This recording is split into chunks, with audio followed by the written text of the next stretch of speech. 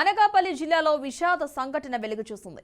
నక్కపల్లి మండలం రాజేపేట గ్రామంలో septic tank కోసం గొయ్యి తవ్వుతూ ఉండగా ఇసుక మేటలో జగదీష్ అనే యువకుడు ఇరుక్కుపోయాడు. దీంతో వెంటనే స్పందించిన గ్రామస్తులు జేసీబీ సహాయంతో ఇసుక మేటను తొలగిస్తున్నారు. కొద్ది గంటలుగా సహాయక చర్యలైతే కొనసాగుతున్నట్లుగా సమాచారం అందుతోంది.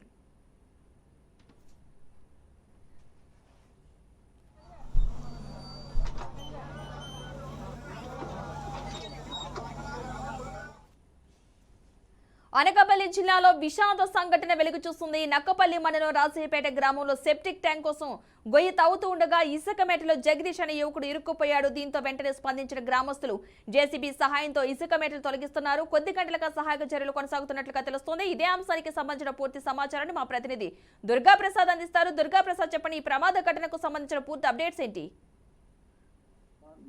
నక్కపల్లి మండలం రాజేపేట గ్రామంలో విషాద సంఘటన చోటు చేసుకుంది.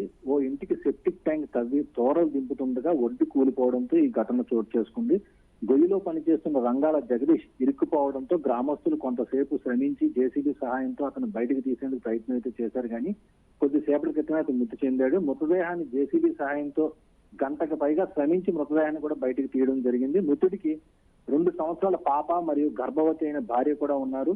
చిన్న వయసులోనే భర్తను పోగొట్టుకున్నందుకు భార్య బంధువులు శోకతందుల్లో మునిగిపోయే పరిస్థితి ఏర్పడింది. ఈ ఘటన విషయం తెలుసుకుని పోలీసులు కూడా అక్కడ వెళ్లి దర్యాప్తు కూడా చేస్తున్నారు.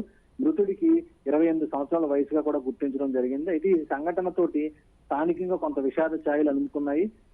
ఈ పని జరుగుతుండగా ఇటువంటి ఘటన జరగడం, ఈ విధంగా ఇతను చనిపోవడంతో అతని బంధువులతో పాటు గ్రామస్తులు కూడా అంతా కూడా తీవ్రంగా దుఃఖ సాగరంలో మునిగిపోయే పరిస్థితి ఉంది. Padma. Right, thank you Durga Prasad.